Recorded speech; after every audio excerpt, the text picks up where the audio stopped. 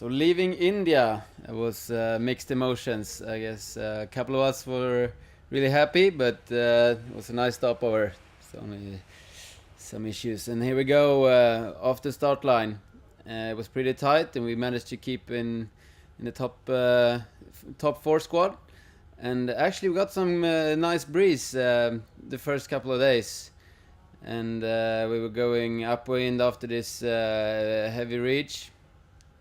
And it was pretty wet. It was very nice and warm though, so I actually enjoyed it, and I actually think the others did as well. Just 20 knots, and we're doing almost 22, 23 knots of boat speed, so it was fun.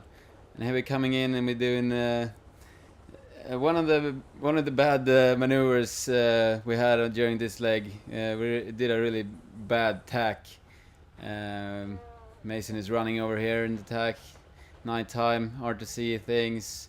Everything is trickier, and we didn't manage to go all the way. The boat was tacking over again. And here we got the visit from strange bird.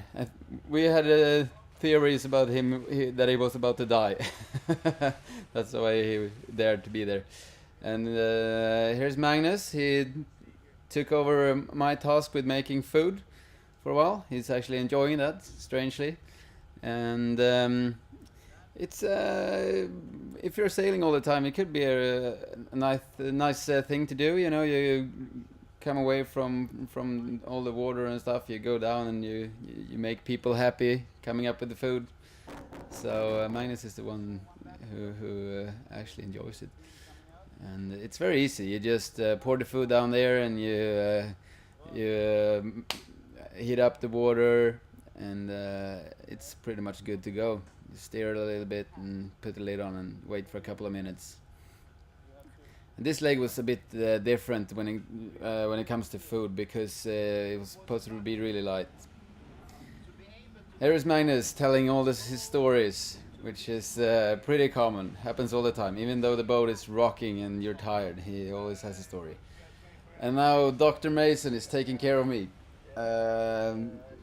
Almost everyone in the team had problems with their stomachs in India, but I thought I was lucky because I didn't. But a few days into the leg, I was in my bunk when I wasn't running from the aft to the front of the boat to the toilet, because I was throwing up in the aft, and then just, I need to go to the toilet. And here is Anders Levander, and well, this is how he works, you know. No, he's just taking a power nap for 30 seconds or something. He actually woke up after that. And here we go again. We're going towards the north point of Sumatra, and Axel is very happy with the result. We were third to the scoring gate, and yeah.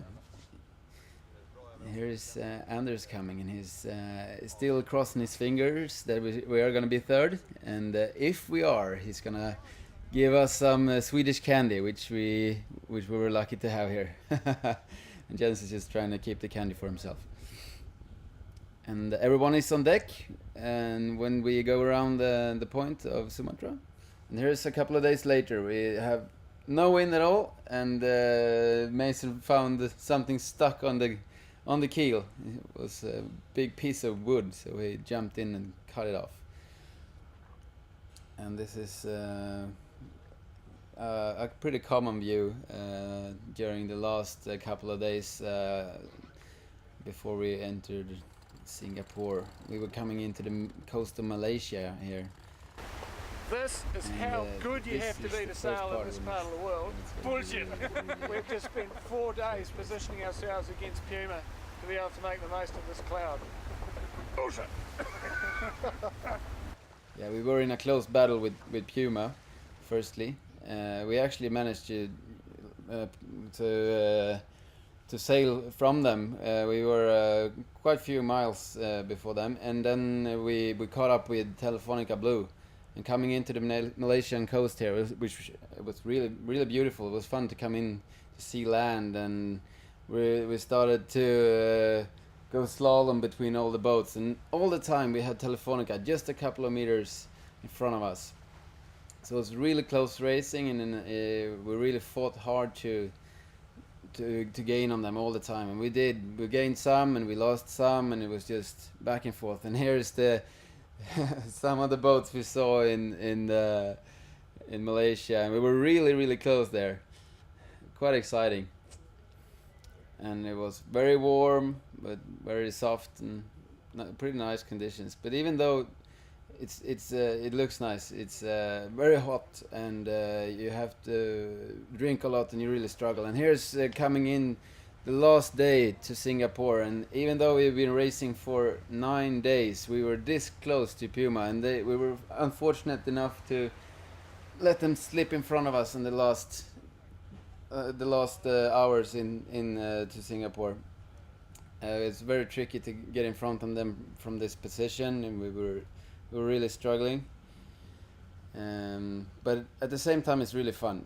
I think this is the closest finish in the Volvo Ocean Race history. And we had E4 coming up from behind as well. We actually stopped a couple of hours earlier, and then they had to anchor because it was so much current and no wind.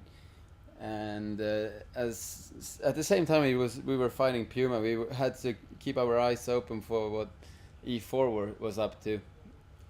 And this was gonna last until the last minute of the racing, but finally we were third, and we managed to keep E4 behind, and we were really sad that we didn't manage to pass Puma, because we were really close sometimes. But that's E3 third again. And this was really nice. We all looked forward to Singapore stopover, and